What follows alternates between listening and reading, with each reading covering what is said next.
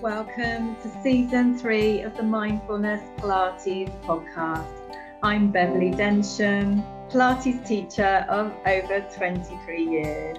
I really look forward to bringing you tips to reduce back pain to feel good, relaxation, positive affirmation and inspiration every week to inspire you in body and mind for more relaxation, stretching, core stability, back strength and happiness. So I'm very excited. Today's podcast, we are going to talk all about the Happy Me project, and I have the very lovely Holly Matthews joining us today. So welcome, Holly. Thank you so much for having me. I'm thrilled to be here in the very, very hot UK weather right now. I feel like I'm like sweating as we do this podcast. It's very, very warm for the listeners that are listening. Just if you need a visual as well, I look sweaty as well. So that's a nice start to the podcast. Yeah, well, it's a heat wave and we are so not used to it, are we? We're not, we're wimps. And I love it. I'm not complaining about this. I genuinely love it. It's just that it's very, very warm. So if we start going a little bit like confused with our speaking, it's the heat. That's what's getting to our brain, isn't it? And if I cut it short, I'll say, sorry, Holly, I'm off for a swim in the sea. Yeah. I'm joking. So I'm going to share a little bit more about Holly before we delve into the conversation today. So here we go. The lovely Holly. Holly Matthews is a life coach, NLP practitioner and former television actress. In 2017, she lost her husband to a rare form of brain cancer and became a single parent to their 2 children at the age of 32. Holly has since founded her award-winning self-development brand, The Happy Me Project, and is obsessed with helping people feel more happy and less crappy. So Exactly that is my mission, and I genuinely am obsessed with that mission. I don't, we're not here for that long on this planet, and whatever you believe about an afterlife, whether you do or you don't, I personally don't. So to me, this is it, and I've got to use it in a very wise way and soak it up. And that, to me, when I see people struggling with being able to navigate that and being able to find their joy, that is my driver. We've got to find good stuff in amongst all of the challenges that we will face, and I think that motivates me to get up every day. Yeah, that's right. And we were really lucky to connect with each other, and as well as your congratulations obviously on your brand new book, The Happy Me Project, the no nonsense guide to self-development. So congratulations. Much. It's very exciting. Yes, we connected because we've both got businesses. We are in a group, aren't we, that kind of helps us to learn about promoting our businesses and with journalists and press and that kind of stuff. And we connected when I reached out and said that I needed people to come in and share their expertise in the Happy Me Project membership. So there's a membership attached to the book and the brand, where I work with clients regularly on their mindset. It's essentially like a gym for the mind. We work on in different forms of coaching each day, and I'm always keen to bring in guests who have a different skill set to me, have a different angle, I guess, at approaching happiness and what that looks like. So of course you were invited in, and you did a fabulous Pilates session for us, and yeah, it was brilliant. So it was lovely to connect in that way, and I think that's always lovely, in the work that I do and that you do. It does open us up as we are exploring things for ourselves and for our clients. We do get put in, we have these connections with other people that give us another little piece of the jigsaw as we're working through our own stuff. And, it's lovely to connect in that way. Yeah, it is. Thank you. Yeah, and thank you for having me in your beautiful membership, and to obviously help your clients too. Now, if you're happy to tell us a bit more about you and your journey that's got you to here. Yeah, of course. So if we go way back when, I started out at 11 years old as a TV actress. And I think that really was it was the start of me growing up quite quickly. And it was the time when I learned about purpose, when I learned to navigate challenges that perhaps my peers weren't facing. So suddenly I went from a normal girl living in a normal working class area in Newcastle to being the girl off the telly, being that person that had this platform in a time when people didn't have platforms. You know, these days, everyone's got a platform. They've got social media or a YouTube channel or something, but it's much more in the open. Whereas in the early 90s, you know, it was 97, I think, when I started on TV. People didn't have platforms. It was a big deal to be on television. It was a big deal to be watched by, I think, about 3 million, I don't know what it was, millions of viewers. Like, that was a big deal. If I talk to my kids now, my kids are 11 and 9, about being on television, they're like, so who's not? Like, who's not being on TV? Like, they don't see it, and it doesn't have the same prestige. So for me, suddenly I was in this different space. I was pitched as different. I felt different. I always felt different to my peers. And so I learned about self-development in a time when nobody was talking about self-development. And I didn't really, you know, we barely had the internet. And, you know, I was going to the library and finding things out and exploring, why did I feel crap? Like, and I had a lovely family. I didn't have a traumatic childhood. I had a great family. Like, my parents are very open, liberal people who encouraged me and my sister to be whoever we wanted to be. And I'm very lucky that that's still the case, that even with all the carnage that I bring to the table, which I do, they support that. And I was very lucky, but I suddenly got put in a different world to my peers. And that did bring with it a lot of challenges, you know, whether that was, I was massively body dysmorphic. Like, I really disliked everything about the way that I looked, and could have told you a long list of plastic surgeries that I was going to get. Once I reached adulthood, I literally thought I was an ogre going out into the world, and that everybody would faint when they saw me. That didn't feel good. That didn't feel nice. And again, I started to work on, how do I not feel like this? Because this doesn't feel good. But I was always interested in it.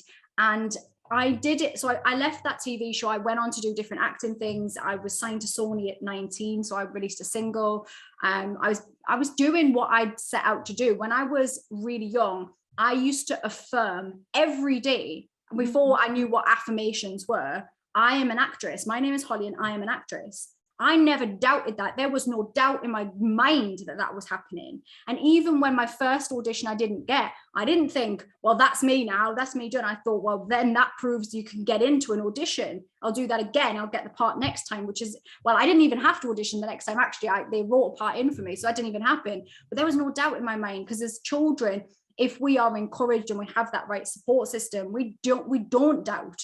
Nobody can tell us we can't have those things. And I went into the world like that. And I really genuinely still have that as well. Like, I think a lot of those things I didn't let go of, that sense of play and childishness, I guess, in that I do kind of think life is a big game still.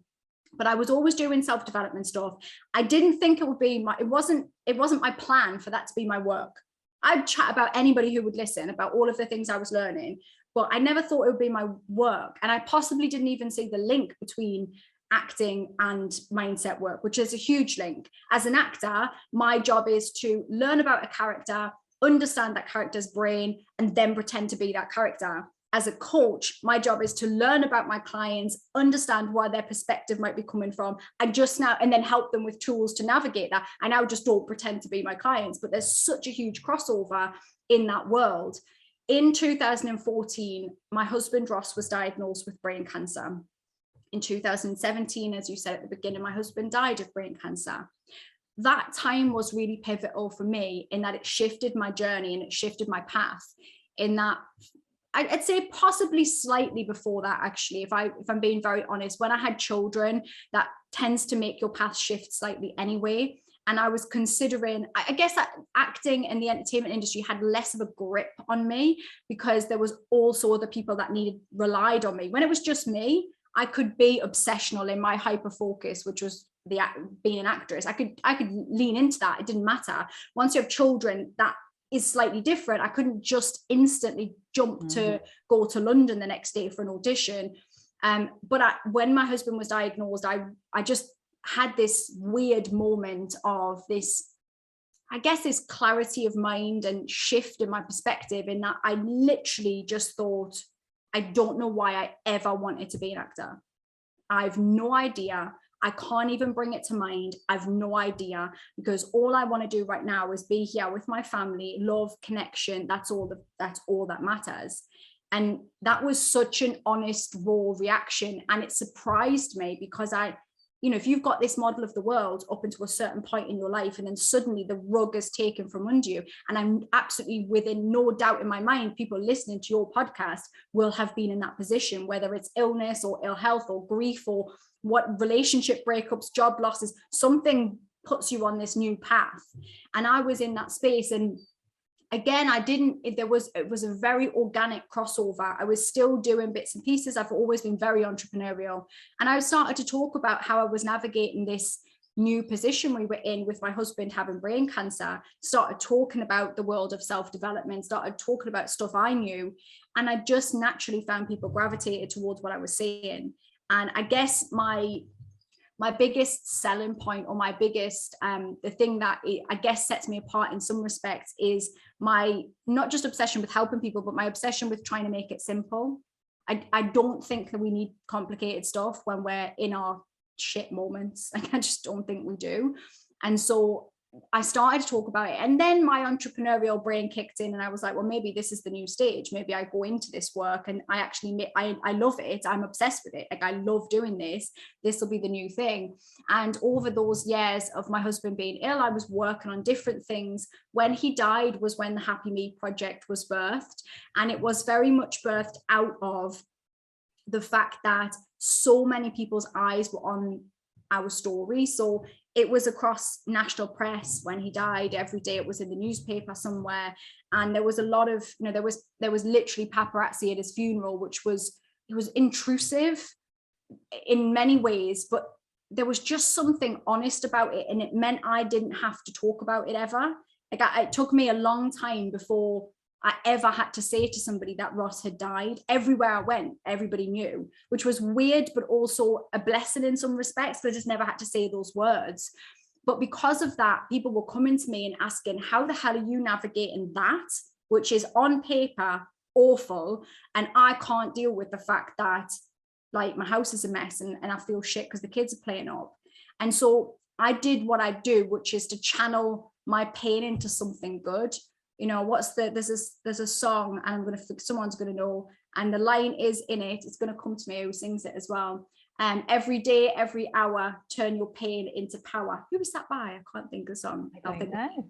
But anyway, and that sticks with it in my mind. Every day, every hour, turn your pain into power. And that's something that's a useful tool for me. So I put together the Happy Me project self-study course. That was the first thing that it was. It was a 21-day audios, videos. It was 30 quid. I pushed it out into the world. No fancy launch, nothing big push. Just, that's what I do, so I don't lose my mind. And there was suddenly, I found that people gravitated towards what I was doing. Suddenly I was seeing hundreds and then thousands of people come towards the Happy Me project and what I was doing. And that's how it was birthed. So it wasn't a linear process necessarily, but I think really, if I look back right from being a kid, it was always there. There was always that pull towards self-development. I don't remember not doing it. Yeah, it's been quite a journey, and now here you are, feeling happy.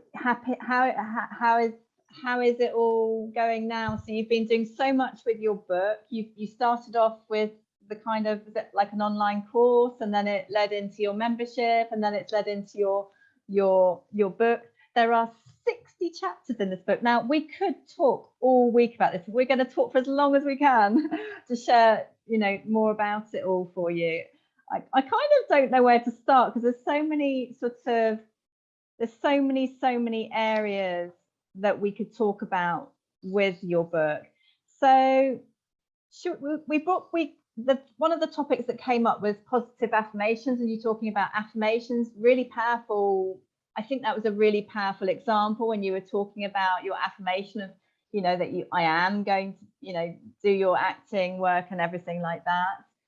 So I thought I'd bring in the affirmation of the day, and then perhaps talk more about how affirmations and limiting beliefs in relation to your book and things as well. So today's affirmation, we always pick up a positive affirmation card in the podcast from Happy and Calm Cards. Today's one is, I am calm, I can stay calm. So what would be really nice for you listening, have a think, what does that mean to you today? Holly, what does it mean to you today? That's a really good one for me, because I often describe my experience as chaotic. It can be quite a chaotic whirlwind of a human. And I don't say that as necessarily a negative, but this week I have been focusing on a slowness. And one of my affirmations this week is, I'm not in a rush, because I rush everywhere. I rush everywhere, and that doesn't create calm. In fact, I've literally, over the last 6 months, I sprained both of my ankles. And the reason for that is because I run everywhere and I'm chaotic. And so that, to me, the sense, even the word calm does something to my psyche. So when I say, and you said there, didn't you, I can stay calm. Mm-hmm. That I can feels really powerful as well to me, that I can, because as I've just described, a lot of my story surrounds my chaos. But I can stay calm is it feels like a nice shift for me. I can stay calm if I choose to stay calm. Like, it feels like a different reframe. So I love that. I will have that in my repertoire this week. Oh, very good. I think, yeah, that's nice. I am not in a rush as well. And something, one of I thought, oh, this is interesting. I thought, oh, I wonder if we're going to pick a page, like, oh, what page do we need today? But when you were saying about not being in a rush and everything, what's really nice is each chapter is bite-sized, so it doesn't take long to read. And one of your chapters is called Do Nothing. And do you want to share a bit about that philosophy? Because it's a little bit what you're saying there. Yeah, Do Nothing chapter is one of the things that it's really important for me as a person. And it's also counterintuitive to everything that my personality is, because I'm such a doer. I always want to do. But as we will know, and as I talk about in that chapter, that's not always beneficial to us to do. And we live in a society which teaches us to keep busy, to keep going, to keep doing, to keep pushing. And that includes in our difficult times, keep pushing, keep doing something, even keep doing self-development, keep doing. And actually, sometimes that isn't the answer. Sometimes do nothing. Sometimes literally just sit and do nothing and stare into space and zone out, or do nothing when a challenge arises. Sometimes it's do nothing. I remember being working with a counselor many years ago, and I was describing a very I was catastrophizing. I wasn't describing, I was catastrophizing a situation. And that means exaggerating it to its fullest extent, like bigger than it really is. And so I was talking about a family dispute that was happening. And in my mind, in our negative brains, our negative, anxious brains can create the biggest carnage, can't they? That's going to be the worst thing in the whole world.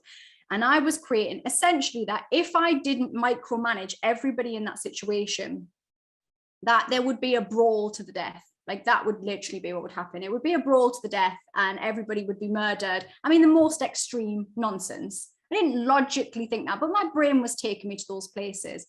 And I was feeling this sense of always having to be involved in this drama. And the counselor said to me, what happens if you do nothing? What happens if you do nothing? And obviously my brain, and what I said to her was, well, everybody will kill each other. And she was like, is that true? And obviously I'm a realistic, honest, logical human. So I was like, obviously not. No, of course it's not true. Not really. Mm-hmm. And it really sticks with me. What happens if I do nothing? So sometimes when we are in our difficult times, that is an answer.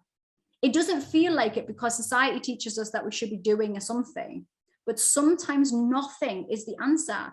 Just ride it out, ride the wave, or do nothing in the respect of sit in the garden and do nothing. Because we think this stuff is not productive, but as you know with your work as well, whether it's meditation or some form of mindfulness, we actually are way more productive when we set time apart to do those things. In fact, a client of mine today, has decided that she's going to go and jet off somewhere in the UK just on her own, on a whim, in a moment, because she can't come up with the solutions in the house that she's in, because she's in the fog of her challenges. She can't come up with the solutions there, and everybody around her wants her to do, push harder, do more, and that will fix the problem. And we discussed whether that was true, and we decided it wasn't true, and that actually the science doesn't even back that up as being true, that we are far more productive if we do nothing for a time and we actually allow space for that. But I think we often feel guilty about that, don't we? We feel guilty about stepping back in whatever that looks like, or doing nothing, or not being so hands-on. So I think that chapter is really about us exploring and giving ourselves permission to do nothing. Yeah, I think it's a very interesting one. I think I'm a little bit like you naturally, as in very inspired and entrepreneurial, and love absolutely very passionate about the work and everything. However, I've ended up, I think you get to a point where you realize how beneficial it is to do nothing, or just to go for a swim, or go to the beach, or, as you said, be in the garden, or just be, really. And you know, one of your chapters is nature, not Netflix. Now, I've actually banned myself from Netflix and films for the last week, not because I do love watching Netflix and films, by the way, but because I've been reading your book. Funny. It was really, really nice, actually. But there's a balance, isn't there? I think there's always a balance, and all right, I'm saying nature. Exactly. I love a binge watch on Netflix, but it's about getting that balance right. If there's only one thing, then we do feel out of sync. And being out in nature there's just something so raw and real about it. Like my kids have been laughing at me this week because I haven't wanted to wear shoes this week. I just haven't wanted to wear shoes. Shoes have been annoying me this week, and I've been taking because we're in flip-flop weather, I can get my shoes off very quickly. So everywhere I've been going, like obviously in shops and stuff, it's kind of frowned upon to be walking barefoot, but I like wearing no shoes sometimes. It just feels more grounding. But the kids have been laughing at me.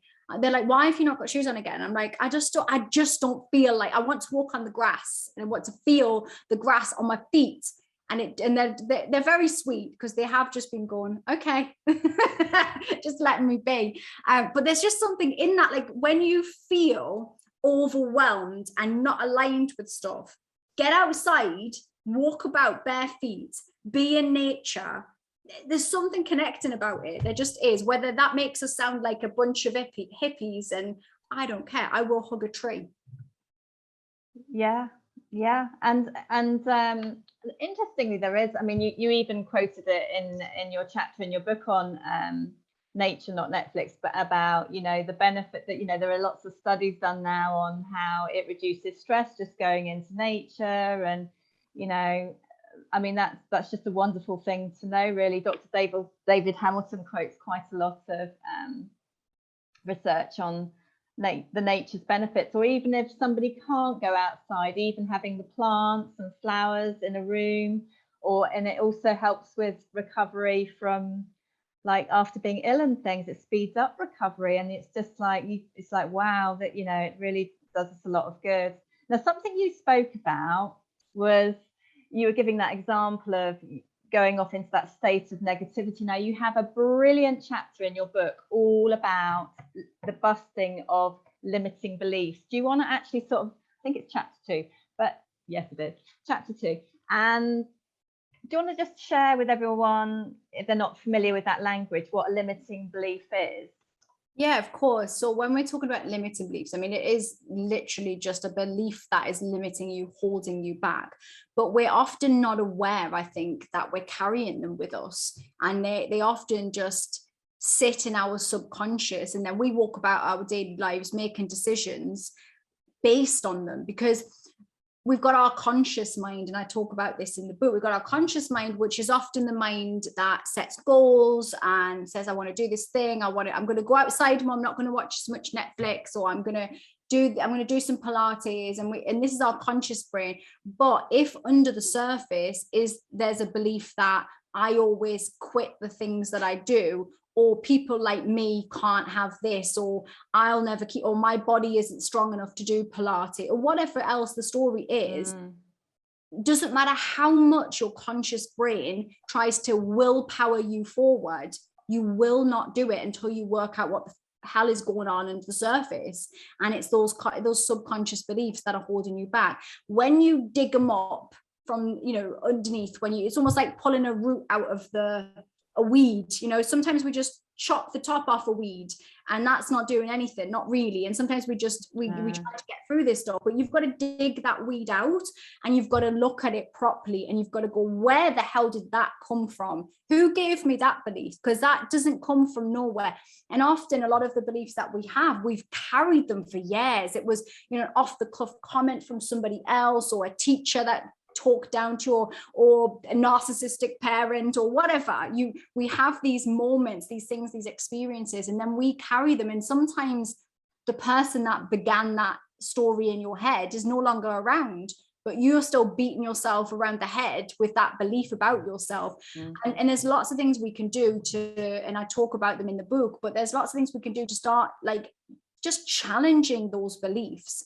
And I still have to work on them, and I talk about them in the book, but there's still ones that come up for me. My story of I'm too much, that story still comes up for me sometimes. I'm too much, I'm too loud, I'm too in your face, I need to, you know, I had that my whole life. Talks too much, everything was too much. I have to be aware, and we have to almost be on guard once we know what they are, because they will show up. They're sneaky. They will show up in a different story, wearing a different hat. And we've got to be aware that will hold us back. If we don't keep on top of them, we will not be doing the things that we want to do based on this version of the world. And it just doesn't have to be that way. But we've got to know what's going on. We've got to name them. We've got to name thy enemy and all of that. We've got to know what's going on before we can find solutions for that. Yeah, and you have, it's just really, it's golden, everyone. You've got to, you have a whole process of how to get rid of your limiting beliefs. And if, you know, somebody can really sit there with their pen and their notebook or journal or a piece of paper, and they're just brilliant steps of helping people, as you say, dig up those weeds of those beliefs and those negative blah blah blah things you're saying to yourself, like you were saying, you know, with our clients. Like, I regularly help people with back pain in particular, and people come along thinking, I've got a weak back, I've got a weak core. Actually, yes, they have got a weak back and core. I've never seen anyone with a back pain and problem who hasn't got some weakness going on. But the great thing is, you know, we can turn these things around to new beliefs. We can always turn them around to new beliefs, and they don't have to battle with the new beliefs and affirmations, because if they're doing something about it, they're strengthening their back and they're strengthening their core and strengthening whatever else they need, then my back muscles are getting stronger. Then they can really start to see it, know they're practicing, doing something about it, and they can gradually let those, you know, beliefs change and become a new person in that side of things, or whatever, as you say, it might be. But it really is fantastic. It really is fantastic. When I wrote the book, I really wanted to make sure that it was an actionable book. And for those that are watching this visually, you've taken lots of notes in your book, which I love. And lots of scribbles everywhere. I love it. That's what it was designed for. It was designed for us to use it and for it to be thumbed, for it to be actually used. And so each chapter is only 4 pages long, as you said, and then at the end of each of those chapters there's the actionable stuff for you to do. Because I think, you know, we can write lovely language and we can talk about the things that are going on, but then we need to actually find either some chapters it will just be something to think about, but sometimes it's something to actually go out and do or try, or just get your mind whirring a little bit. But I was really, when I started writing this book, when I wrote the proposal for this book and decided how it was going to be, that even though I didn't have all of the ins and outs, I knew that I wanted it to be something that people could pick up, flick through, choose a chapter that felt like it suited. I guess a little bit like your lovely cards, where I wanted it to have that same feeling, because I think I like things to feel quite fun, so you can do things in a nice fun way, but also we want things to be short, sharp and punchy when we are in our difficult stuff. We want something that's going to give us something to do now in this moment to try, so that we can see if that is the thing that just moves us to the next good thing, moves us forwards a little bit. So that was really my intention. And it's been so gorgeous to see people, you know, it's a month now since the book was launched, and just get people's feedback and people showing me the things that they're doing and hearing people's experiences, and it's just really beautiful. And also people buying it for their friends as well, which I always think, what a lovely thing to do for somebody that you care about, to be able to gift them something, some tools, because that's all you're doing. The one thing that I will always say is I'm not the oracle of anything. Like I'm the guru of shit. Like I'm not. I have lived experiences, and obviously training as well, but I have lived experiences that give me a certain understanding about certain things. And my, I guess, you know, coming from the acting background, my delivery and my ability to be able to speak and deliver things in a certain way that's easy for people to listen to is what, you know, sets it apart. But I'm not, my whole work is about you finding what's unique to you and what works for you. It's about you going through, you reading my book is giving you some ideas, but you'll take those and you'll run with them and you'll find your own route to that. And some of them you won't get at all. And that's okay as well. I don't have a massive ego where I'm like, well, you should do every single one in there and you should like every single thing in there. I don't have that, because that's not the point. The point of my work as a coach is to help people unlock things for themselves. And that doesn't work if I'm, you know, the puppet master over here trying to tell you how to live your life. That isn't what it's about. So I hope that and that's certainly been the feedback. In fact, one of the lovely reviews that I had, I'm not sure where it came from. It was it was an early reader on one of those review site things. And she said that she loved it because the book, although she got loads out of it, and it was she didn't feel stupid, which was what I thought was really nice, because I wanted it to be as punchy as an Instagram post, but with the knowledge of a heavier text, just not feeling like that. And it was really nice for somebody to say, I didn't feel stupid, I didn't feel judged from it. I was like, yes, then I did something good, because that's what I wanted. I didn't want you to feel judged or like I'm not the same as you. I'm the same as everybody that's read that book. I'm a hot mess a lot of the time and I'm doing my best, and so is everyone that's reading it. And I think that's the key, really.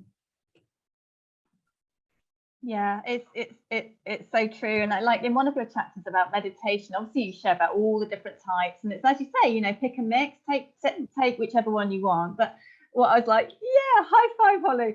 One of your tips is just take 10 breaths in and out. I was like, snap! That's exact high five, Holly. I was like, that's exactly what I teach my clients as well. Just literally close your eyes, sitting, standing, lying down, take 10 breaths in and out, and there you are. You've done your meditation a day, and it takes a minute. And I was like, yeah, that's one of Holly's tips. So, you know, would you like to share like your take on, you know, some of the chapters are on morning routines, evening routines. You call them a beautiful word, morning ritual and evening ritual. Do you have particular things that you love to do in a morning ritual for you? Yeah, so obviously, as with everybody, they will shift up, they will change, and having children means your morning ritual is very much based on what they are doing. But I do like to try and set myself up in the best way that I can. And so firstly, I'm English, so a cup of tea is a must, right? A cup of tea has to happen. I need a cup of tea. And I always use having my cup of tea as my mindful time, where I will drink my cup of tea. I'll bring myself into the present moment. I will check in with myself or ask myself, how am I feeling? And that's really important to me.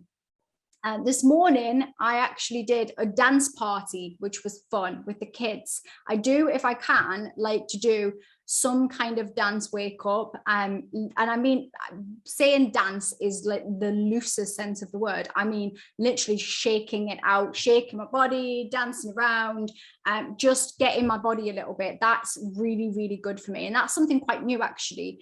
I have been very mindful about my phone usage. That's a big thing for me. So not picking up my phone the second I wake up, other than if there's something that if there's a reason, as in I need to check in with somebody or something like that, or I know that I'm waiting on something, that's different.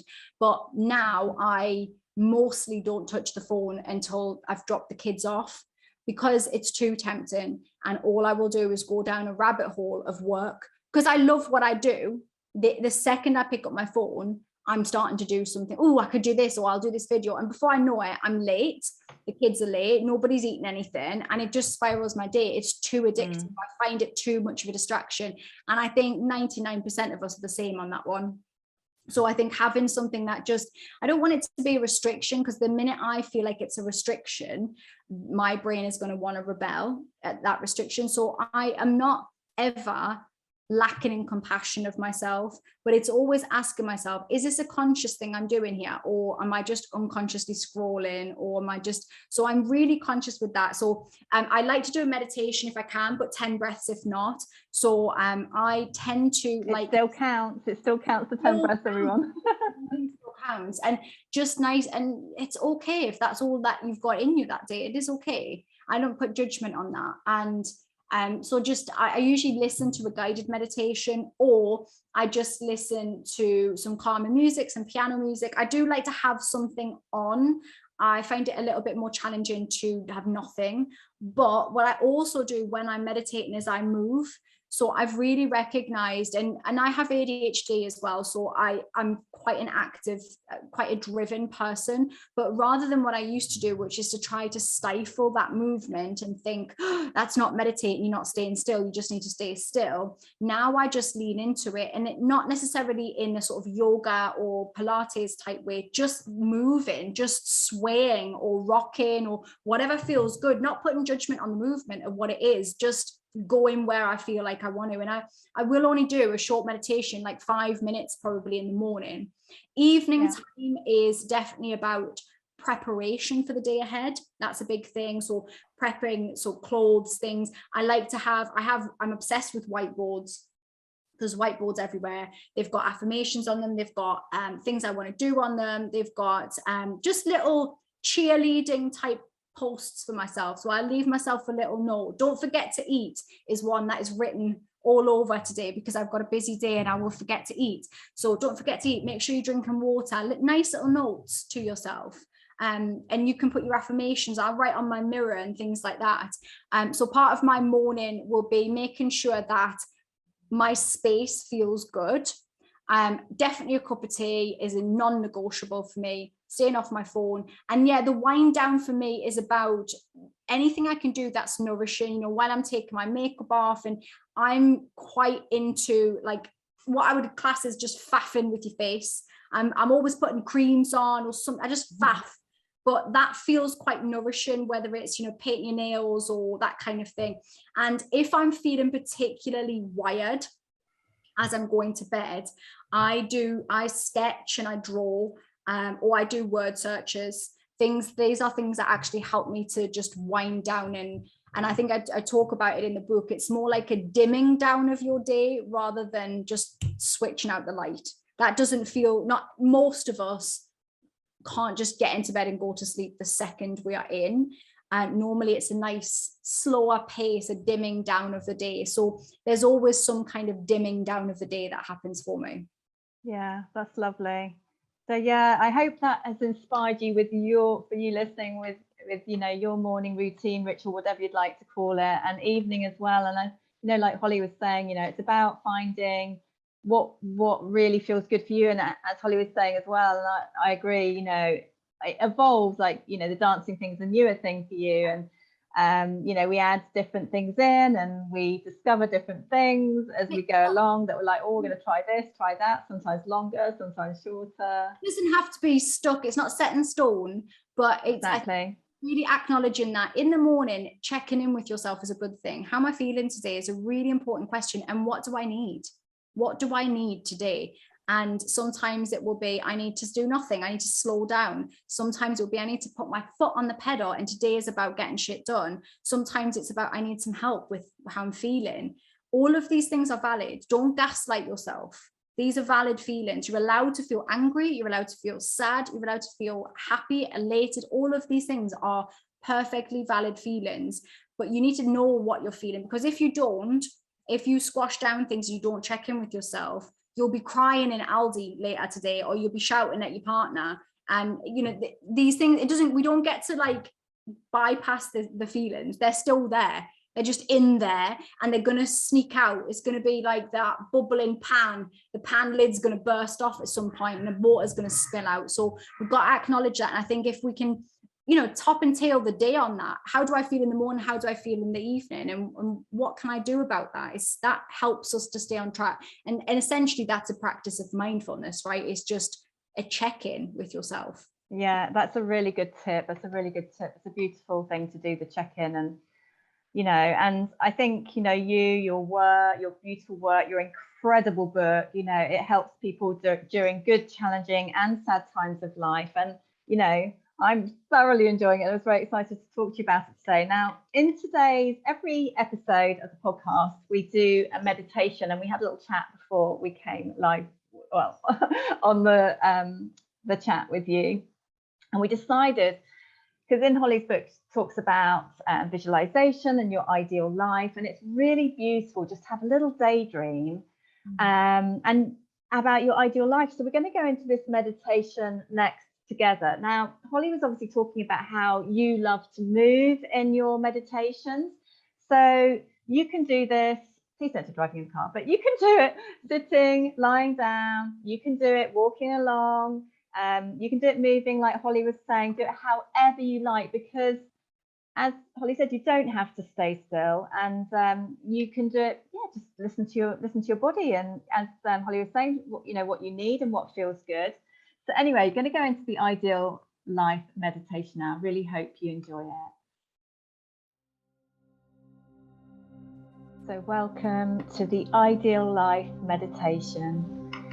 Choose how you'd like to listen to today's meditation. You can do it sitting, lying down, walking along, moving around. You choose, it really doesn't matter.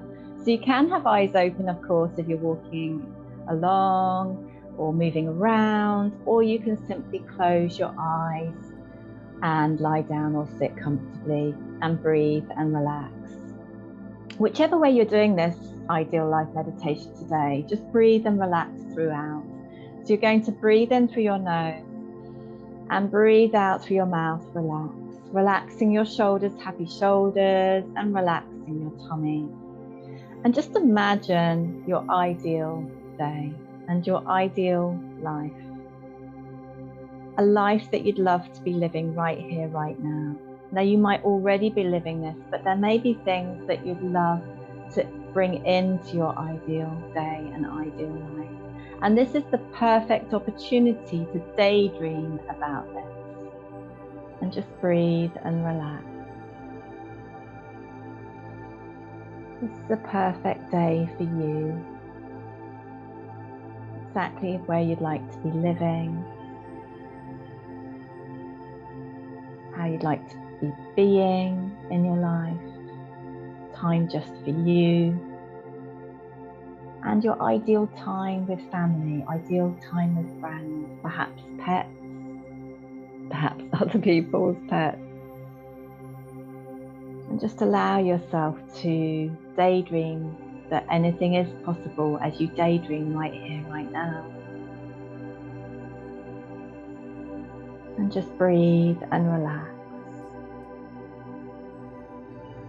There's this inner contentment and happiness.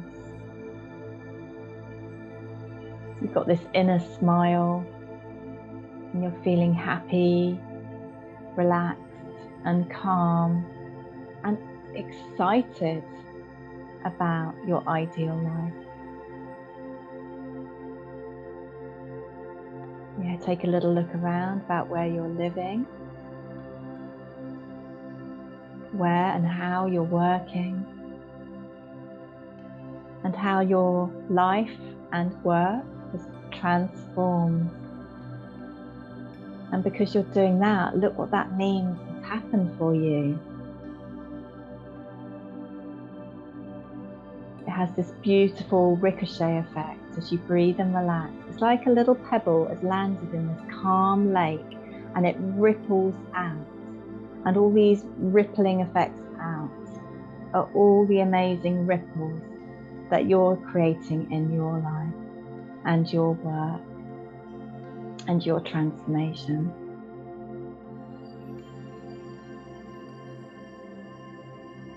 Sometimes when you do this, you can spend time daydreaming about your ideal day. And other times you can make it even more expansive and daydream about your ideal life. And you can think about this with gratitude and say thank you for, and you fill in the dots in your mind.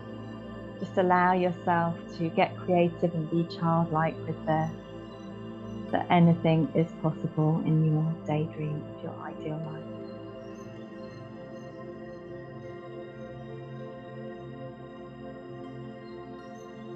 And breathe and relax.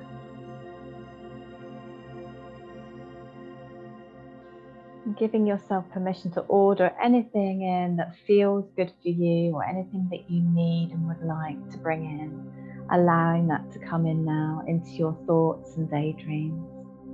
And just carry on breathing and relaxing as you do this. 5 more times.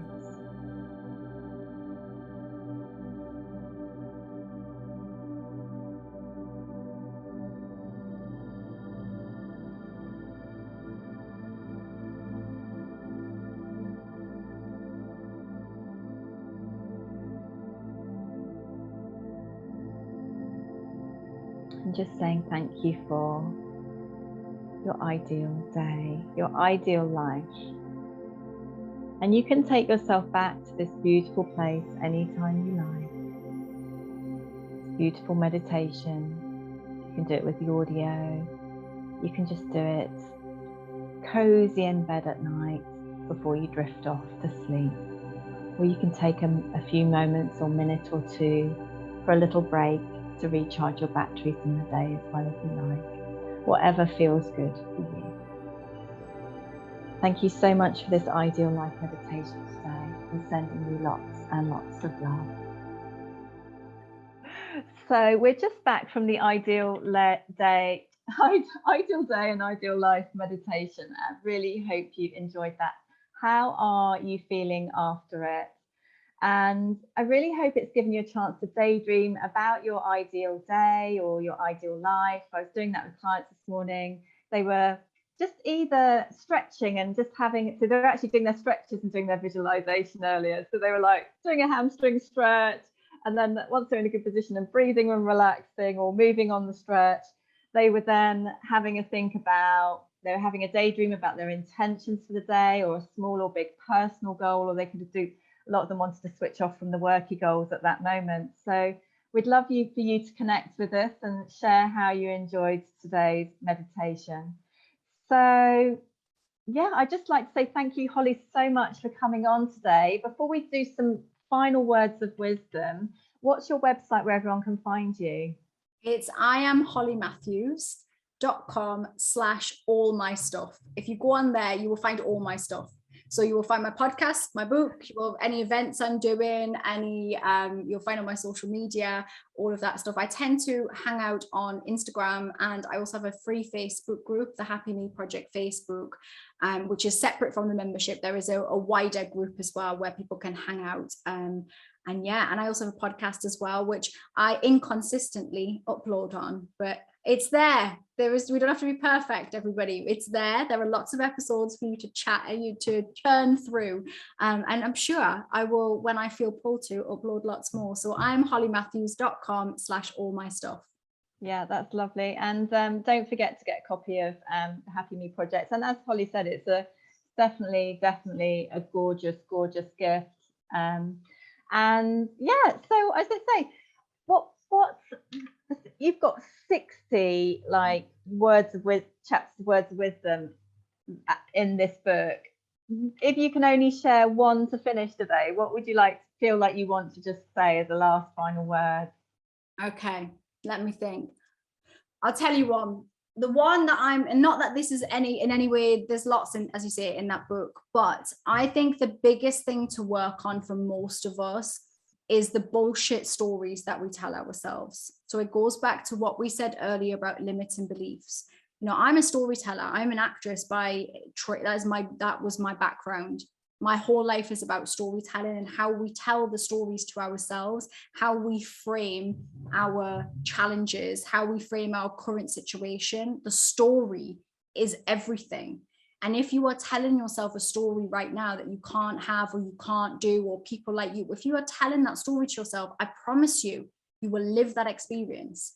If when you did that meditation, you had a different version, a nice version that you really want, and that's the story you need to tell yourself. And you can use the affirmations that you spoke about, you can use them in a very, in a way that you're working towards, so you don't feel like you're bullshitting yourself completely. If you know you're not where you want to be, you haven't quite sorted out your back yet, or whatever else is going on for you, haven't quite sorted out that stuff, you don't have to completely lie and go, I have a perfectly wonderful, easy, comfortable situation, or my back is, I can do a backflip. We don't have to do that, because we would instantly go, our brain would go, that's bullshit.